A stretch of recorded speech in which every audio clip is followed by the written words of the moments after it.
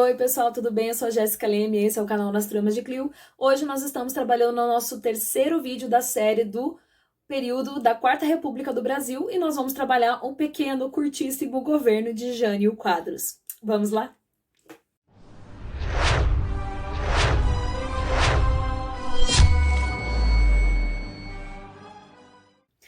E aí, pessoal, né? Nem falei a temporalidade que Jânio Quadros governou o Brasil, porque foi no ano de 61, durante longos 8 meses. Ah, isso mesmo, é bem curtinho. Eu tô até com a minha camiseta tie-dye hoje, né, para lembrar a excentricidade do nosso presidente Jânio Quadros. Bem, quando a gente vai falar de Jânio Quadros na escola, dentro dos capítulos dos livros didáticos, nós vamos ter várias fotografias de Jânio Quadros, nenhuma delas favorecendo a beleza do presidente, e grande parte dos livros também traz algumas charges, traz alguns trechos da música da campanha eleitoral de Jânio Quadros, que sempre está lá a figura do presidente e uma vassourinha, isso mesmo. Por quê? Porque no slogan da campanha política de Jânio Quadros, ele dizia que iria varrer a corrupção do Brasil. Claro, ele estava fazendo referência ao governo que veio antes dele, que é o Juscelino Kubitschek, que fez todas essas transformações no Brasil, né, no quesito de grandes construções, grande desenvolvimento industrial, de mobilidade, mas tudo isso dependeu de capital estrangeiro e, nesse meio do caminho, de grande corrupção, né? Ou vocês acham que Brasília foi construída sem desvio de verba, licitações fraudulentas? Enfim, Jânio Quadros vem com esse discurso, e porque ele tinha um grande aspecto populista, foi eleito, né? E depois da sua eleição, ele começou a despencar em popularidade, porque as suas ações eram completamente desmedidas, descabidas e muito excêntricas, né? Nos livros didáticos, a gente sempre tem também salientado os exemplos da proibição do uso de biquíni, da censura a determinadas ações dentro dos concursos de misses, a proibição das corridas de cavalo, das rinhas de galo. Ok, tudo isso é muito estranho, tudo isso não faz muito sentido quando a gente pensa no tanto de trabalho que o presidente da República tem para fazer, o cara vai se preocupar com esse tipo de coisa pequena, né? Mas o que realmente vai fazer com que o Brasil dê uma boa cambaleada já no governo de Jânio Quadros, pensando ali na frente do golpe militar do ano de 64, é o fato, por exemplo, do Jânio Quadros não ter se colocado de qualquer lado da questão na Guerra Fria, né? Nós estamos falando de um período da Guerra Fria e nesse momento os presidentes costumavam se aliar ou ao bloco capitalista ou ao bloco soviético, né? E nesse momento o Jânio Quadros quis dar uma de que ele não estava aliado de lado nenhum. Porém, ele retomou as negociações, as falas, né? A ligação do Brasil com a União Soviética. Isso já acendeu várias anteninhas lá de atenção no governo norte-americano, que já passou a não gostar do nosso presidente, né? Além disso, desse posicionamento do Jânio Quadros, perdão, em relação à União Soviética, ele também vai ter outras ações que não vão fazer o mínimo sentido, né? Em relação à nossa economia, a inflação estava gigantesca, né? E ele não teve nenhuma capacidade de controle da economia, ele não fez nenhuma ação dentro do seu governo que pudesse estabelecer a nossa economia, proporcionar crédito, crescimento, desenvolvimento humano. Nada, o Jânio Quadros ficou completamente perdido enquanto eleito, né? Dentro desse contexto, obviamente, as grandes instituições do país passaram a já se afastar da figura do presidente, estou falando sim do exército, entre outras circunstâncias.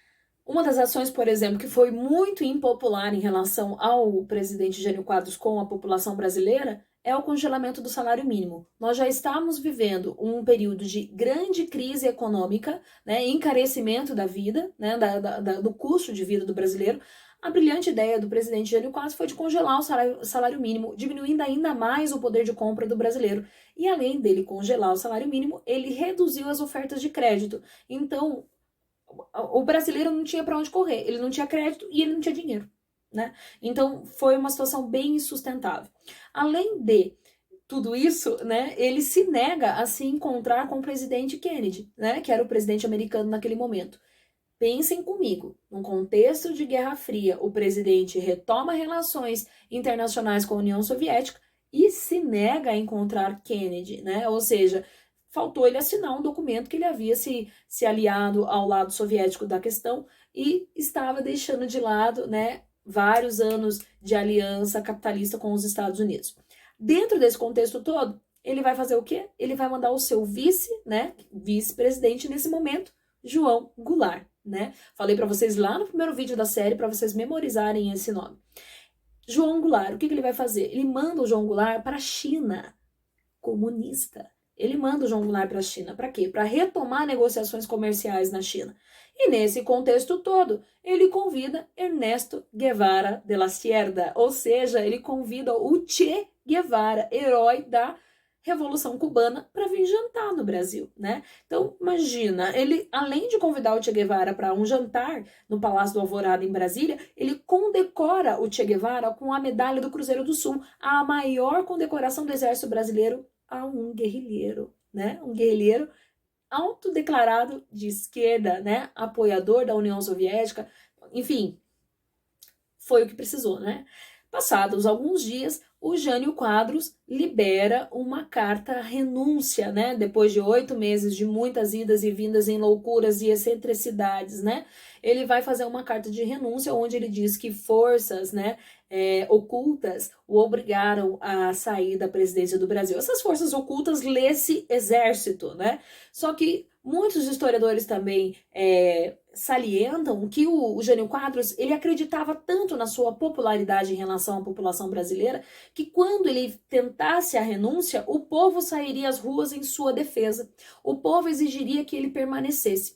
E ele ia conseguir resgatar a sua popularidade, a sua força enquanto presidente. Caiu do cavalo, porque o povo brasileiro não foi a lugar algum, né? Ninguém defendeu o Jânio Quadros, ninguém chamou por Jânio Quadros, né? Então ele renunciou e renunciado ficou, né? Ou seja, saiu da presidência do Brasil. E aí que a porquinha vai torcer o rabo. Por quê? Porque nesse momento, de acordo com as leis estabelecidas na nossa Constituição de 1946, o vice-presidente deveria assumir o governo do Brasil. No caso, João Goulart, que estava dando aquele rolê na China comunista.